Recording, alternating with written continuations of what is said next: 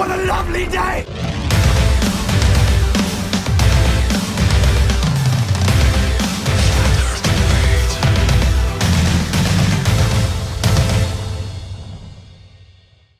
Welcome to Flat Earth Debate Live. I'm your host Nathan Oakley, and if you are new to this channel, or you've not done so already, then be sure to subscribe and hit the bell notification icon to keep up to date with the Flat Earth Debate. If you'd like to join the community debate, then go to nathanoakley.com and check out the Flat Earth Debate forum. If you would like to support this channel, there is a super chat that runs alongside each of these shows while they are live. There's also a PayPal, Patreon and crypto link in the info box below the video. Most importantly, if you would like to join the discussion, simply mute the page you are currently watching, then click the link in the info box below this video to join the panel and express your views on the shape of the Earth. If you do join, please don't swear. If you do, you'll be ejected, and if you are, please don't try to rejoin the stream using sock accounts. You'll be warmly welcome back on the next stream. Please also share the show on social media.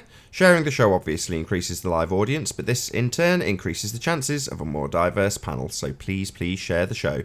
And one last time, if you're new to this channel or you've not done so already, be sure to subscribe and hit the bell notification icon to keep up to date with the Flat Earth Debate.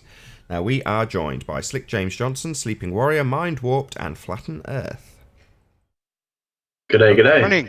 Hi. Good morning. Good morning. So just before we started the live show, Anthony asked me to give a specific introduction to Mind Warped, because Mind Warped has replicated an observation made by heliocentric suicide, another flat earther, who was essentially showing his drone footage with a fixed gimbal, just raising in altitude. So without further ado, I don't know if you want to get into that before we start the housekeeping. Sleeping Warrior and Mind Warped, over to you. Yeah, so yesterday's show, I presented heliocentric suicide's video that was basically probably the simplest, but it might be the most powerful and influencing test that's been done so far that I'm aware of. And all he did was he rose his camera on his drone up, and in doing so, he observed the horizon appears to rise, not just rise with him, but it rose relative to a fixed point in the viewfinder. Now, if we're on a sphere, it can't do that. It has to start dropping. And the ball earthers claim that always, the horizon doesn't rise to eye level, does it? Because it doesn't quite get to eye level. But it should be relative to what the camera's pointing at. So if the camera's pointing at somewhere, if you rise in your elevation, it should drop. So I put out a request yesterday for anybody that had a drone to repeat it and see did they get the same results. So I've asked deep inside the rabbit hole, would he have a go at it? And he said he would do, but visibility's been naff. Obviously, Ranty's been reporting naff visibility as well. Effie Perth, he's another one that's got a drone.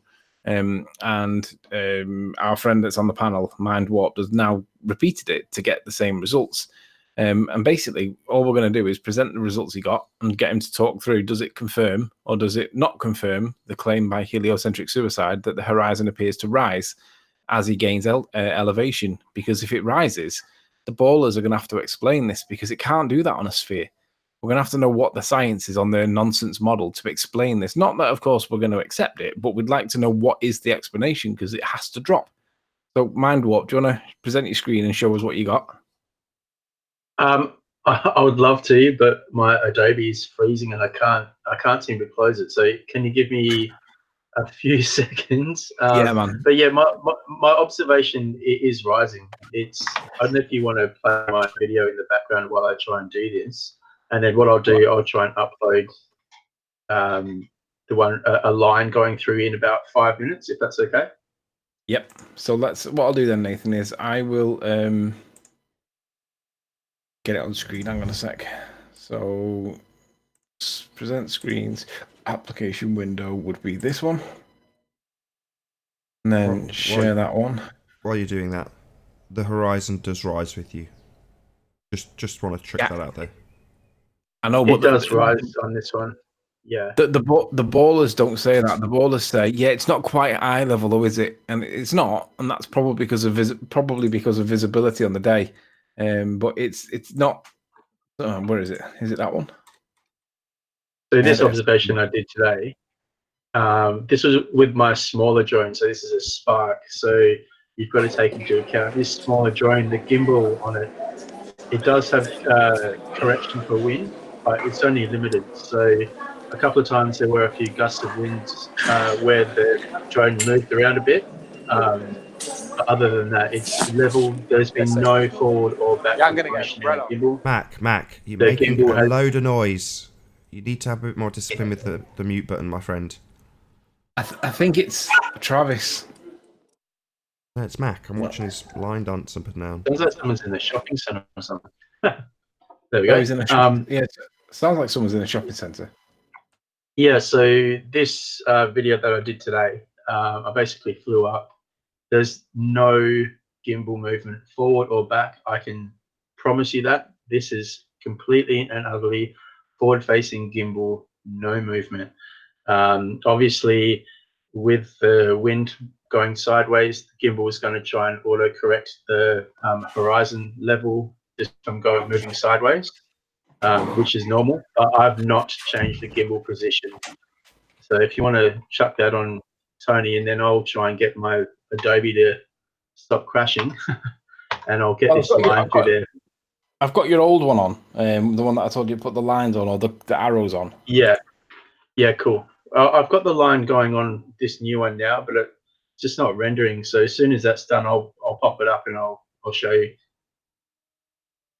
Well, basically, the point is, so basically what we need to tell people is, A, drones seem to be doing something really useful for us. And if you've got a drone, you can repeat it yourself and see what you get. And B, if you've not checked out Heliocentric Suicide's channel, I gave a plug for it yesterday. Go and check that out, because that's really, this is where it kind of started for me. And then Mind Warped has gone and repeated it. So let's go to Heliocentric. It doesn't matter how high you go with the drone. The horizon rises with you. It always does. You can see it straight away. Yeah, it shouldn't do. Oh, and just, he asked me yesterday, what did I think about his video? And my answer was, well, it seems so good to be true that they're going to have to explain it, because I don't understand how it's possible that, I'm just trying to find the one that he's put, oh, there it is. I don't understand how it's possible that this can happen on a sphere, because it has to start dropping at all times. So it's like, come on, ballers, you're going to have to explain this, but also not just explain it, repeat it. We want to validate it. We want to see that this works. And he basically compared and contrasted it with Walter Bistlin's magic calculator. And on this occasion, it didn't support the sphere at all. It shows that it drops completely as you start rising. And this is what the point is. So it's like, well, what's going on here? So let's get some ballers to repeat this observation. Does it do the same thing? And if it does, what's the explanation for it? Because you're not going to get away with it's just the size of the ball. It's that big that you're never going to notice it. It should start dropping at all times as you start gaining elevation, because we do accept that the horizon does drop below eye height at high altitudes, but it's not that much. But it certainly shouldn't start rising.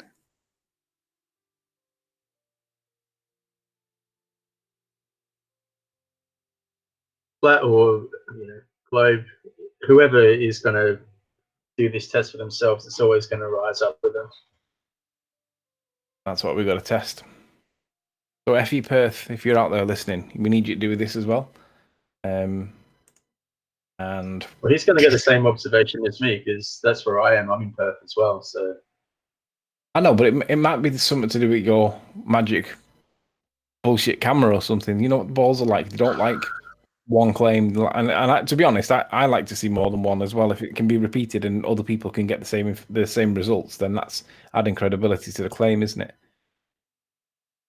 Yeah, this is my video is unedited. I've done nothing to it. It's just a standard DJI Spark, and then I've done a second one with my Mavic Pro, which is a 4K, so it's a lot sharper. But I haven't had a chance to do that one today. So I've flown it. I've got the footage, but I haven't made the video. I'll probably upload that one tomorrow. Cool. Right, housekeeping. Any signs of Earth curvature? Hey, Paul. Hello, sir. Hello. No, we've got a weird-looking horizon that doesn't do what it should do on a curved ball. No, it doesn't drop away as you would expect if you were rising above a curved surface that would eventually turn into a ball. You'd expect it to incrementally become more and more curved until it became that ball that they show us. But alas, the horizon rises with eye level and it's flat. Yeah, so no evidence for curve. Any signs of axial rotation of the Earth-based variety again? Definitely no signs of axial. Anybody seen any axial rotation? Hey, Ebon. No. Nothing. Hey, That says Ebon. negative. You hear No us? axial rotation. So do the stars prove axial rotations? Anyone got an answer for that? No. No. There you Don't even know what the stars are, let alone what they do. go. Unless you assume your outcome. Presume the Earth is a sphere with northern and southern hemispheres.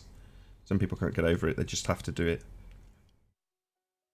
What Yeah. I finally got it to render, guys. So give me 5 minutes, and that video will be up. Yay! Hey, Bon. Can you hear us? Good morning. How's it going? Very well indeed. Good to have you. Make Yes. Earth globe again, by the way, Mega. Say again? Make Earth globe again. Make Mega. Earth, make Earth globe again. Yeah. That was I'm crap. good. Hey, 10th man. Good So I'm morning. assuming Hey, Jeff, man. How you doing, man? Good. Thanks. that Ebon must be Hey, a Flat baller. Earth 2.75. How you doing? No, I want ballers We've to got- make me a Hold on, glober Ebon. again. Sorry. I've got a sniper. Is anybody watching the back chat? Oh no, I didn't have it open. Shit. Are we gonna get kicked? Maybe. Maybe. We'll see. What name was it, Nathan? Flat Earth 2.75. He's gone. Hey, hey, 10th man. Can you just say another hello just so I can level you up? Yeah, I'm right here. Check one. Check one. Hey, Physics. How you Are doing? you there, Slick? Boom. Good to have you. That was easy. Hey, Nate. Hey, Haven't heard panel. from Slick. Right, moving on. Let's get this show back on track. So, any signs or any scientific evidence of gravity? Nothing. No way. No, they can't even give us a consistent and reliable, dependable definition, let alone a demonstration showing anything, doing anything. So, no. Gravity is all made up. They did without it for centuries and it never needed it. And all of a sudden Newton comes along and it became a necessity. Just all made up. It up. Newton was pretty keen not to have gravity Agreed. attributed to him, though, wasn't he? Epistemology for gravity is gravitas, and the Latin word for gravitas means weight. And let's not forget that in mathematics, weight has little g. Only in mathematics. Archimedes' principle also had G, even though he came up with it 250 BC. What do you mean Archimedes' principle also had g? Just look up the mathematical equation. Yeah, Of like I said, it Archimedes' only principle. exists in maths. Archimedes' principle was displacement. If you get in a bath full of water and then you displace the water that's in it, it'll represent the volume of you. But it also needs to know the displacement volume, or you could just it's basically trying to measure the displacement force. And for a force, it needs a force. So gravity is that force. No, I think you're mixing something up here. Do you want to show us your citation for the Archimedes principle with little g? Yeah, give me a second here. Sure. I like this conversation. Me Thank you. too. It's weighty. Yeah. Well, this will be a new one on me, so hopefully Ebon will bring it up and we can have a little look at it. I'd like a little look at it as well. That'll be a weight off my shoulders. Da-dum. I love it how weight's a force for people like the Rumpus. Can't demonstrate the force, but they claim it's a force anyway.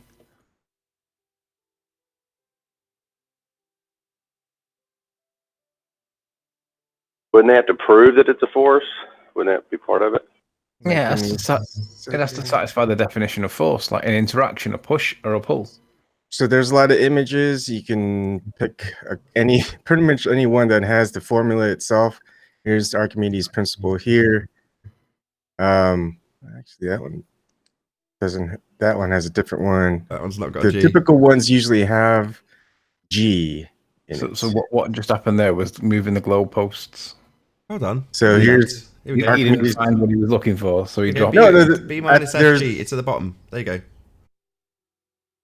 All right, so FG Archimedes' bomb. principle, this is by Slide Player, says that if an object of volume object is totally submerged in a fluid of density P fluid, the upward buoyant force is B equals P fluid G V object. Of course, the Okay. downward gravitational force is F of G equals M of G equals P object G V object. Sure, And but this is Archimedes' principle was based on Archimedes way back in 250 BC. Oh, I just realised I can't do that. Hang on, I'll have to open up a new window. Bear with me. Sure, but have you got a citation where Archimedes is using G? Or is it just people translating the mathematical value of G into Archimedes' principle? Because that's very different. Archimedes' principle is just, I mean, he wrote in on floating bodies, so they just citing just the particular parts. Just So- do me a favour. Go back to that last page that you had. Have a look at that. See, it says Archimedes' principle says that if an object of volume V is totally submerged in a fluid of density, the upward buoyant force is maths, and of course the downward gravitational force is. I love how they put "of course." And the downward gravitational force is maths. If the object is floating, submerged, and not moving by Newton's second law in the vertical direction, maths, the net force must be zero. Right. So Nathan, would you mind presenting my screen? Sure. This is just to respond to that. So you can. This is aimed at just our friend here. On yesterday's show, I brought up the Galileo thermometer, which is interestingly, it's objects that are fully submerged in liquids. And in this Galileo is the guy that invented, well, is said to, or is credited to invent numerous or spot numerous different astronomical things. And I think he did have a view on what shape the Earth was, although I actually can't remember it. But what he says in here is, where is it? It says the Galilean thermometer works on the principle of buoyancy. Buoyancy determines whether objects float or sink in a liquid and is responsible for the fact that even boats made of steel float in water while solid bars of steel sinks. Now, this is the bit that contradicts your citation that you just brought up. Your citation had a load of maths. This one says the only factor that determines whether a large object rises or falls in a particular liquid is the object's density relative to the density of the liquid. No maths, no little g. If the object is denser than the liquid, it sinks. As it is heavier than the liquid, it displaces. That's a bit like displacement of Archimedes. If it is less dense, it floats on water and will be partially submerged until the weight of the displaced liquid becomes equal to the object's weight. So what I'm saying is not that you're right or wrong, but what the point I'm making is that on the one hand, you've got a citation with maths on it that supports your position. I've got a citation on something that's not got any maths in it that supports my position. So which one should we accept? Well, it's not my position. It's the position that anyone looking into Archimedes' principle will see, especially if they use Google for top results. Sure, that is my point, though. And I know it's not your position. I'm just saying that this doesn't support the citation that you presented, because your citation is with maths, and this citation says that the only factor that determines whether an object rises or falls is the object's density relative to the density of the liquid. No maths, no little g. So which one do we, if we're looking into this objectively, do we accept? Is it the one with maths and little g? Or is it the citation that says that it's got nothing to do with that? It's only relative to the density of the liquid? I'm just saying I'm confused. Yeah. So am I. Can you agree that the The point contradictory? was that he said they Yeah. use little g. There it is. No, there it's not.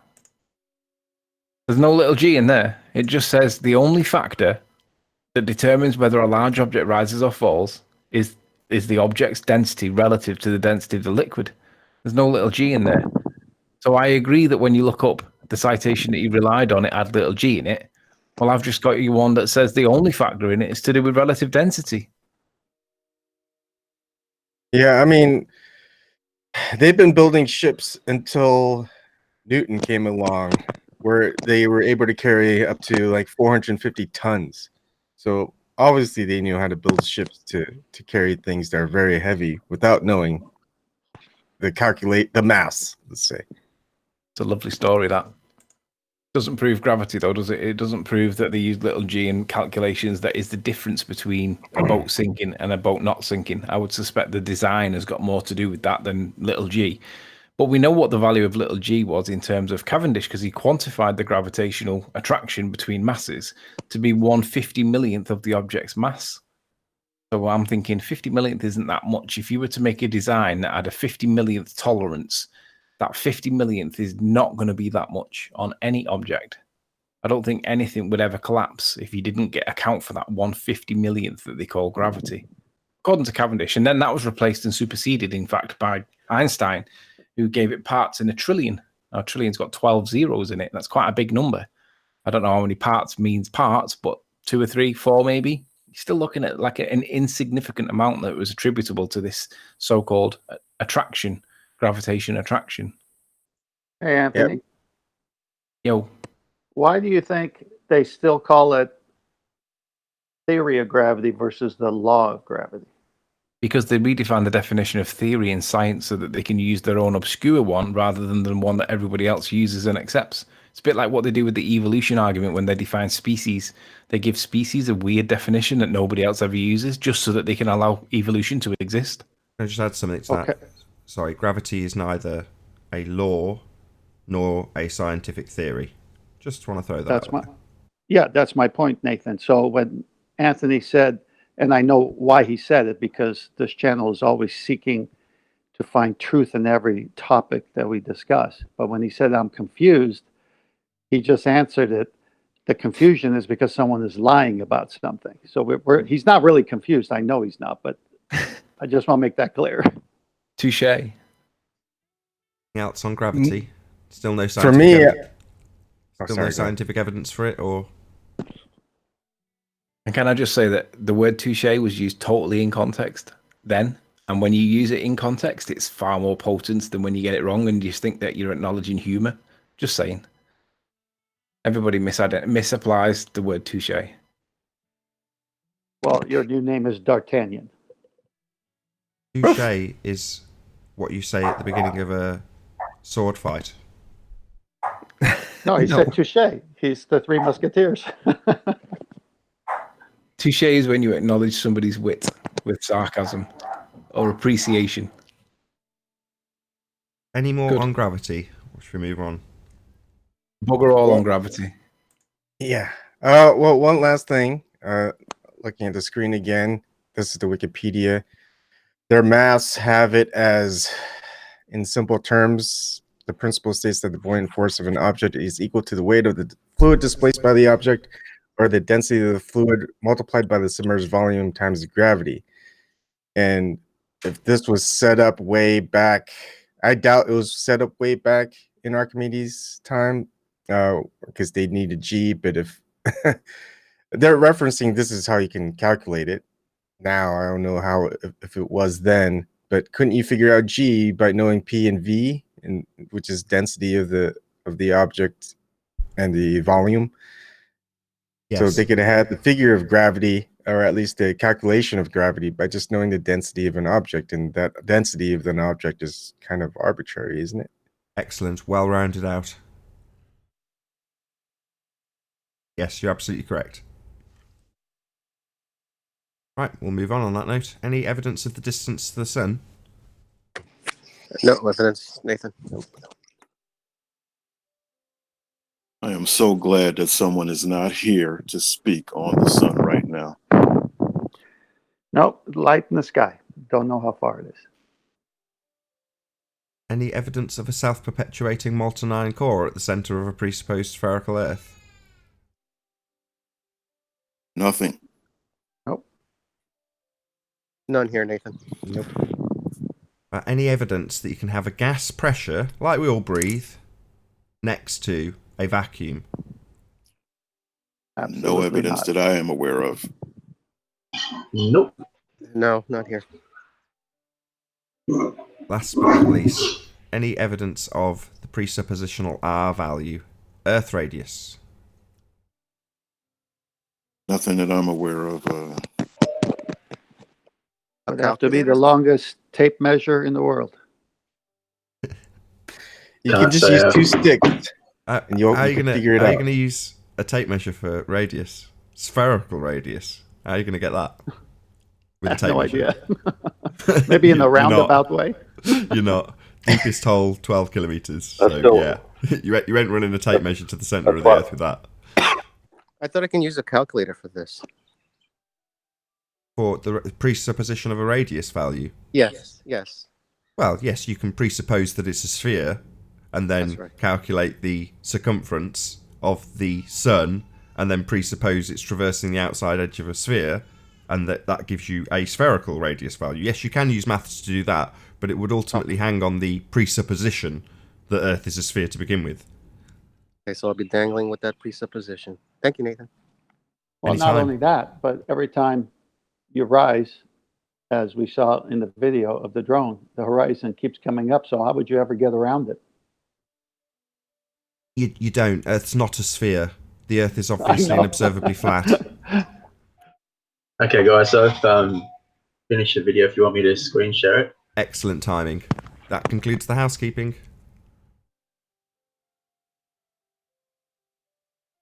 Whenever you're ready. Okay, sorry, just got the intro on there. Yeah, just leave it While running. he's if you getting like. ready, Just leave it running. Perfect. I'll just say I was wrong. Owen Benjamin did have an interview with a flat earther. I thought he never would. Did you guys see that? Yeah, I watched it this No, morning. no.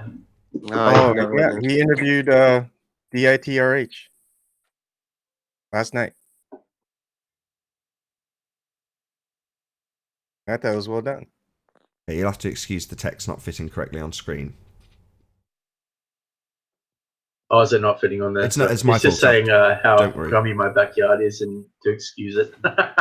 Okay, so this is an edited version with a marker drawn on it, is it? Yeah, this is, see the markers coming on now. Oh, I see. Oh.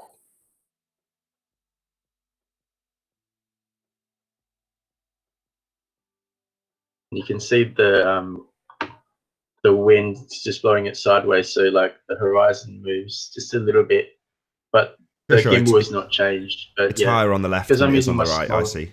yeah, it's only because the sideways wind is just affecting my drone, but the gimbal can't correct it enough because it's only my smaller drone.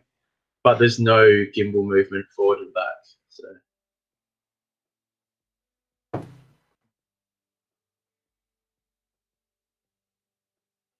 In case but the once I audience use is... my larger drone, that shouldn't affect it so much.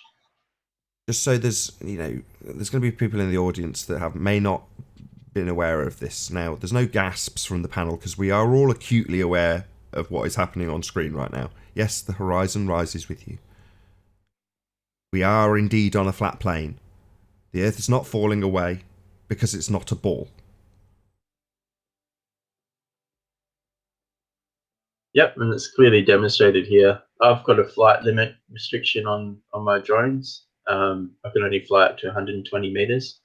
So this is maxed out at 120 meters. So I'd love to go higher, but yeah, just can't.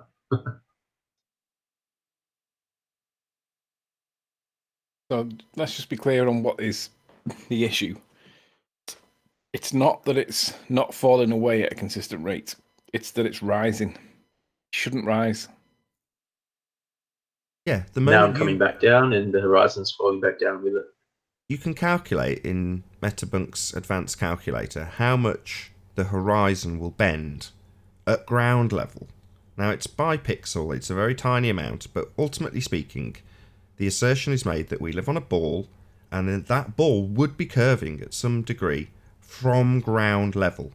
Now, at the other end of this extreme bullshit that is the heliocentric religion, you've got this ball in a vacuum. Now, that picture's called the blue marble, and that picture is exactly as described. A ball in a vacuum, a circular ball. That's how you see it, at least on screen. Now, if you have a transition from ground level, where you are supposed to be able to see the curve of the Earth to a tiny degree with a massive zoom, from ground level to that ball should transition the entire journey. So So it wouldn't matter if it's 100 meters in this instance, you should see the transition from flat or from a very tiny, tiny curve to more and more curve, with it falling away from you incrementally as it turns into that ball of a picture of a blue marble. It doesn't. The horizon rises with you as you rise because you're looking across a plane. Can't help but look at your houses and think, I'm expecting Carl and Susan to come round the corner any second. Thank you very much for Maybe. sharing that with us, Mind Warped. No worries. Can I ask a quick question? Love it. And then you go and ruin it at the end. No, that was cool. That made my day. Sorry, I had to do it, eh? No, thanks again. That's Can I ask really a question real appreciated. quick? Can I ask him a question real Sure. quick? Yeah, man. It's kind Yeah, of go about ahead, help. man. What's the distance from your house to the shoreline? Oh, okay. Let me work that out right now. Hang on. It looks about a This mile. is good. How long does it take you to Yeah, walk it's to the not beach? far. How long does it take to walk? If I walk, well, it's literally like a 2-minute drive. So hang on, let me just. I quite liked you till you said that. Now I basically hate you. Yeah. Is it a premium for I mean, real if- estate where you live? And how's the weather over there now? What was that? Sorry. Oh, I was gonna. How's the weather now? Where I am. Yep.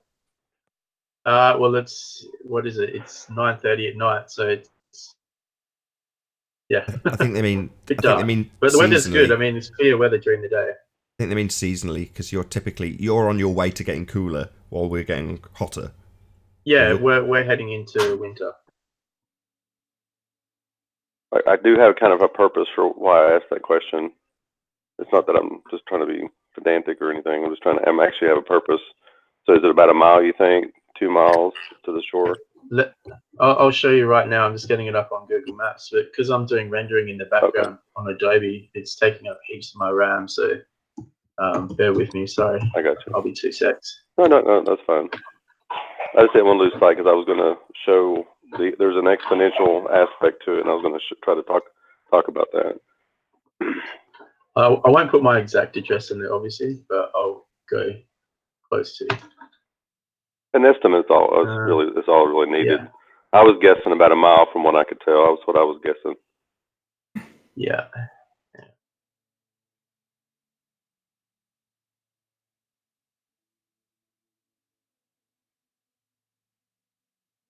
Is that a yes? It's roughly a mile. Yeah, it's 1.7 k's to the beach. Yeah, 1.6 is a mile. So 1.7, almost 2 miles. No, 1.7 k. No, it's about a mile. Okay. Yeah. 1.06 miles. Okay. So Yeah. Okay, If you want to be from- specific, it's 1.08 miles. Okay. Well, so that means roughly from your house to that shoreline, that it should start dropping at least 8 inches. And the higher you go, the further you see. So it should drop exponentially because you can see further. Shout out to just trying to get people to vision. What's that? Yeah, there should be significant. If we're on a ball, it should be dropping significantly. Yeah. Right. So the further you go, the further you can see, the further it should be dropping. So that's all. Just a mathematical thinking about it. Yeah. I know that's what Yeah. Nathan was saying. I was just trying to make it more simple. Also, what's interesting is that we're not using any maths. We just threw a number in based on our perspective, and we're what, 0.06?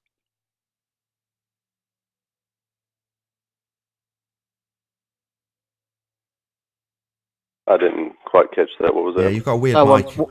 It just seems to start really quiet, and then when I level you up, you blast the mic out. It's weird. It's not you. It's the Hangout. What I'm trying to say is that I want to shout out to perspective.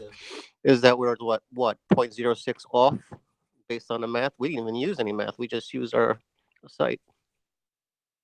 You want me to screen share my 4K from today? I haven't done any line on it or anything like that, but I can screen share that if you like. Yeah, hell yes, please. Okay, cool. I'll put it up now.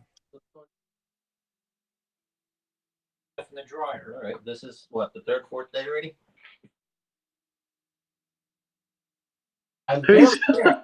Who's going on about their drive? Now that's real housekeeping. Yeah. I think it's Physics Warrior. That's funny. That is housekeeping, yeah, literally. We've So only yeah, got your, we've only got your I'll give you an desktop. update why We've only got your it took desktop me at a the while to get moment. my video up today. It's because Just so we were doing a few renos at home, and my wife was helping me take one of the roller doors down, and it fell down and it broke her arm, so I had to rush it to emergency. no, So sorry for the delay in getting the video up. we've just got your desktop, just so you know. Yep, I'm just trying to find the file.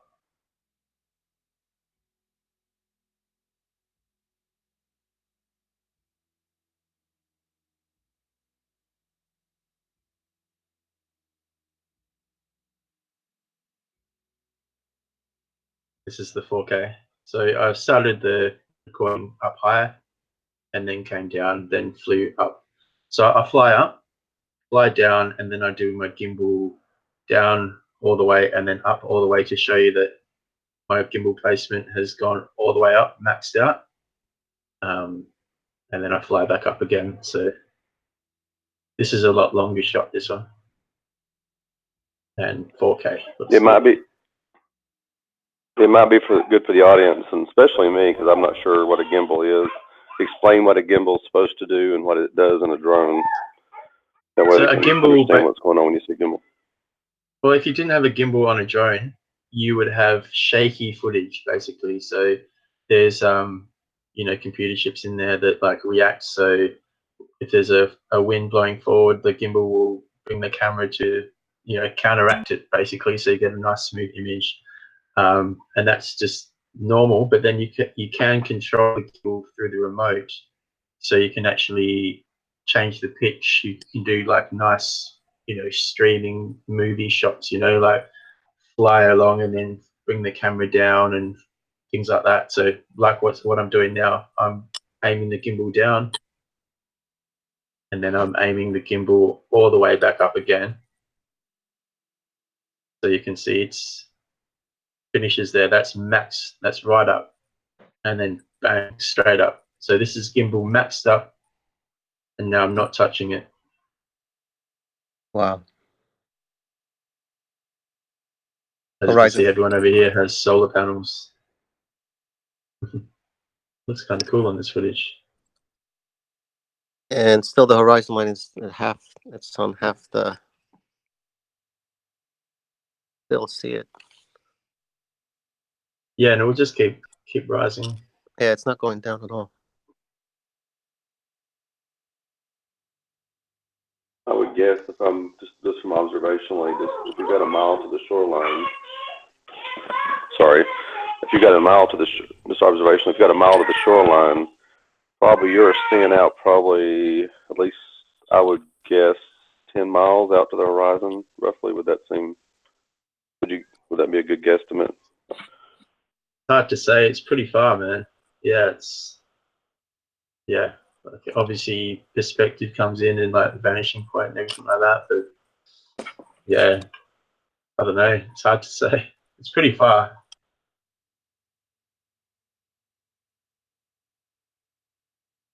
It'd be nice if there was some kind of landmark out there so you could tell.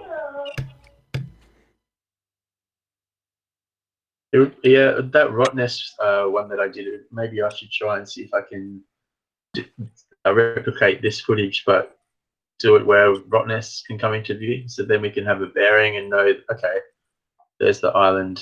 That's going to be, what, 15K out. And then, whatever the space is between, you can kind of work it out. Maybe that'll be my next project.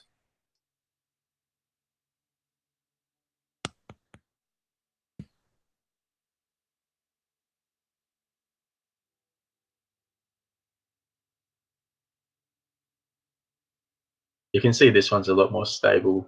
This drone's a lot better.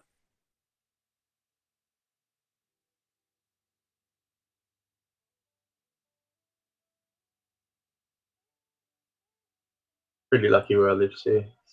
Beach is pretty good. I remember when I was younger, and there used to be a plane that would fly over our estate when I was a kid, and a few weeks later, a bloke would come round trying to sell you pictures of your house from above.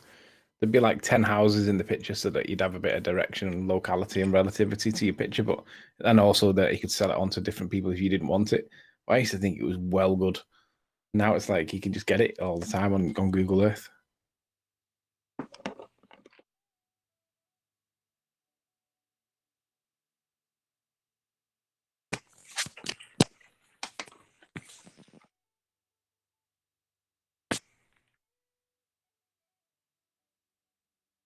Right, I've gone quiet for the last 10 minutes because I'm looking for a particular clip from my perspective, Rory Cooper, and I just cannot find it.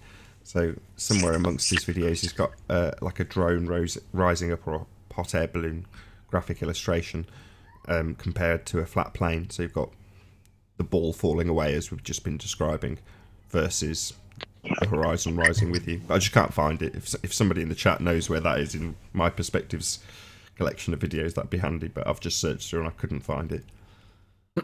Well, it was compared on Walter Bislin's calculator by heliocentric suicide, and he demonstrates that the Walter Bislin calculator shows that on a flat plane it should rise with you, but on the ball model it should drop away. It should start dropping away in a gradual downward progression the higher you get, linear. But obviously it doesn't do it, so it's like, how are the ballers going to explain that? This is a little bit off topic, but I thought I'd just ask, do you guys know who T.J. Jones is? Ring a bell. The name is vaguely familiar. He just left a comment on my channel, says, eyes open, where the real flat earth map, ? Your turn. $46,000 for the real flat earth map. Challenge over a year and no winner. Wonder why. There's no obligation on us to produce a map. What we're asking is, how do you know the shape of the Earth? Not we know what the shape of the Earth is. We're asking, how do you know what shape the Earth is? And critically analysing the evidence that's submitted that proves ball from all aspects: curvature, axial rotation, all the housekeeping points. We don't have to redesign science. We're just trying to point out that we're not being told the truth. We have to only look back in history and you can find a flat earth map pretty easily. I might go back to Hereford. So at Hereford Cathedral, Matt in Lite and myself went out 3 years ago, I think it would have been, to see the Mapper Monday, which is a flat Earth map, but it hasn't come from a global projection. So it's not like the azimuthal equidistant projection, which is a global projection. It's a true flat Earth map. Now, it's hundreds of years old, so it's far from accurate, but ultimately speaking, it's a true flat Earth map that in no way asserts the Earth is a sphere. And we may go back. So I've been talking to Martin recently and saying, why don't we go back? I'm sure we'd get more than just you, me, and one other dude if we went back again. Yeah, that would be cool. And you may also have a different interpretation based on like recent knowledge rather than just whatever it was back at the time when you did it. Nobody knew what flat Earth was back when me and Martin did it. You know, it wasn't a huge subject. It was it was a fledgling subject back then. You know, I thought it would be one way to do it is through the nautical maps, but trying to piece those together, because every time I've ever looked into it, it would probably take you weeks and months and years trying to piece it all together, you know, making sure the scale was right and make sure all the measurements were right. But I think that might be one way to do it, is through nautical maps.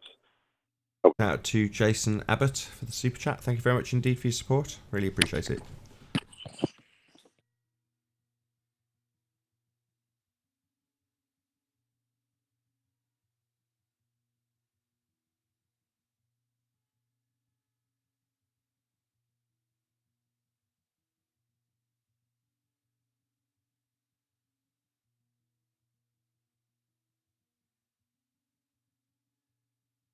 Right, got quite a lot of quiet contemplation on the panel. There might be desperate ballers trying to join, and we've got a full panel of nobody talking.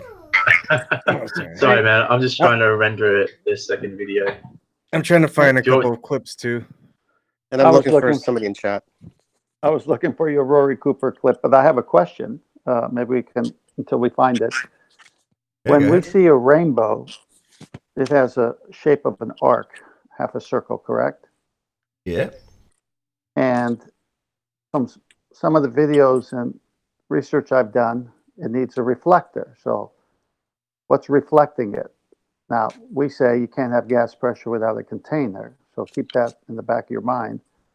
But I remember in school where we had prisms and we would shine light through a prism, or we let the sunlight hit the prism through the classroom window and it would cast a rainbow in the classroom. So it's obvious that with a reflector, you can have an indoor rainbow through a prism type of device. But my question is, when it rains, you have water droplets pretty much everywhere in the sky. Why does the rainbow have an arc rather than a massive straight or block? It's because it's the angle, and what it is just showing half the circle. And basically, when you're looking at at this medium, at the gas medium, it's like going to Celebration Walt Disney, and you see like a fog machine, and yet you're able to post through an actual hologram to it. So you're really looking at it as if as of an imaginary wall. But really, typically, it's it's the sun is not there; it's really above. Right, but let me be more precise. When I water and the sun's behind me through my hose and I water, I could always create a rainbow. But Yeah. the sun's got to be behind me. Mhm. My question is more precise. If there's water droplets everywhere, and in some articles it says it's the refraction of the water, why does it always take the shape of an arc instead of some other shape? Since water's everywhere, why is it always only an arc? I see what you're saying. And since I it's guess got it's to like be when ballers reflecting, say, in a vacuum chamber, why do things always fall down? Ignore the fact that it's a more dense position. They'll just call it down. Wonder why rainbows are round. well, this goes back to our question. You can't have gas pressure without a container, so maybe the container is that shape and it's reflecting off it. It's possible. Mhm. I always look on rainbows and remember what I was told as a kid. Every time I see a rainbow, it reminds me of what I was told, which was it's God's promise that he'll never flood the world again. I often wonder whether or not it's a sign of what is above us. Well, it's interesting you bring that story because prior to the flood, it had never rained on the earth. It always started the day with a mist. How do you know that? Well, that's in the scripture. It says it before the flood. Well, that doesn't make it true, though, does it? Unless we can prove that it is true. I Well, don't you like relying said on scriptures for stuff. no, you just said the story, and the story comes from the same scripture. So I'm just filling in that Sure. the first rain was at the time of the flood. It had not rained on the earth.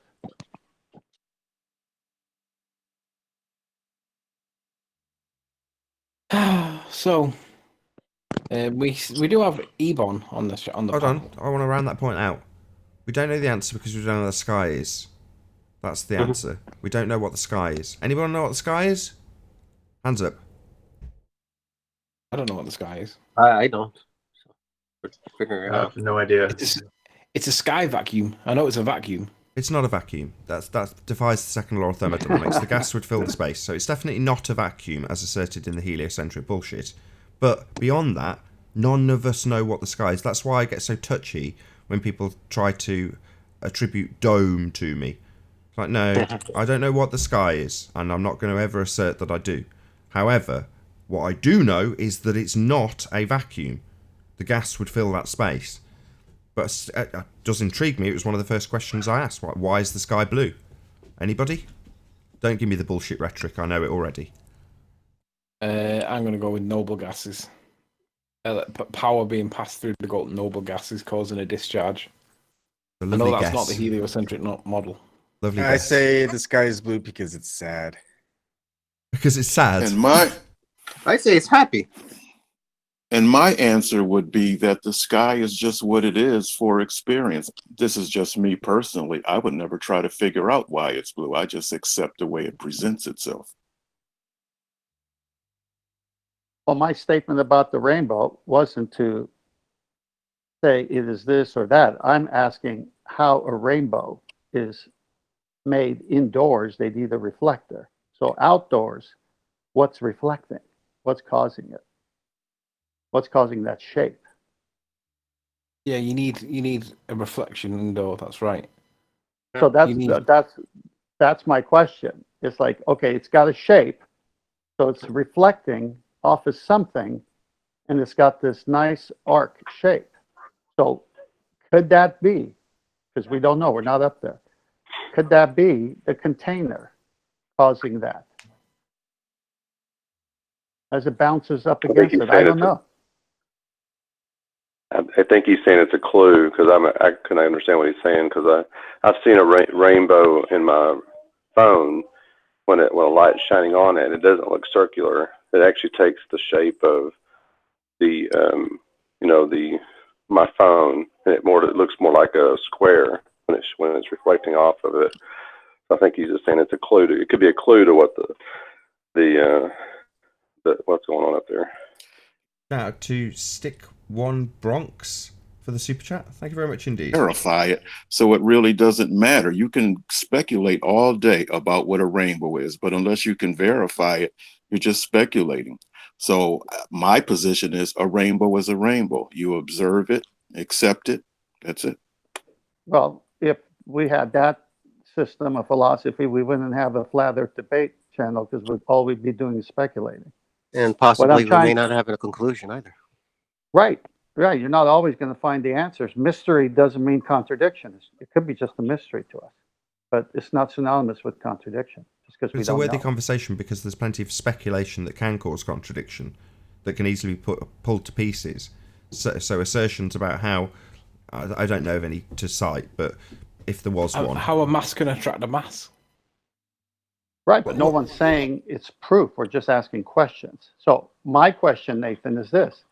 Since they say it's a vacuum of space out there, which doesn't exist, how does the rainbow form when there is no container and there's a vacuum? What is it bouncing off of? It's just a thought. Well, turn it into a statement. Just make it a statement rather than a question. Okay. Based on indoor testing of how to cast a rainbow, they need a reflector, a mirror inside of a bowl, and then they shine a light, and boom, there's a rainbow. So we go outdoors, and we don't have that mirror where we manipulate it with a mirror in an indoor test. But outdoor, when it rains, it appears. So what is acting as the reflector? I did it again. You asked a question. So the necessary... No, well, here's my statement. So the heliocentric model says there's a vacuum.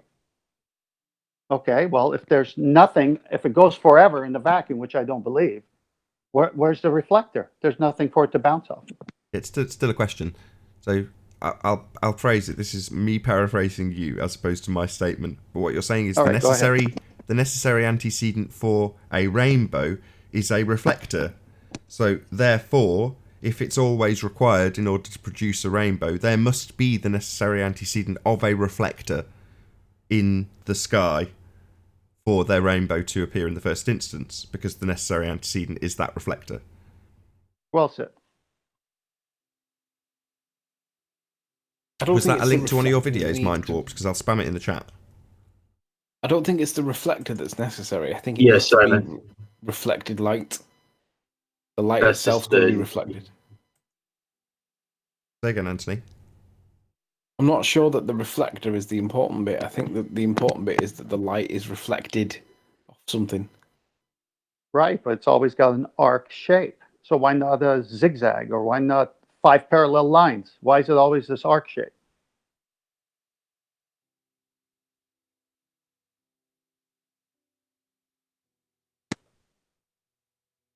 I've never seen anything when I've read about rainbows, and even in the heliocentric explanation of what causes the shape, that's always ice crystal. That's all I've ever seen. I've never seen anything else. Well, therein lies the question. What causes the shape?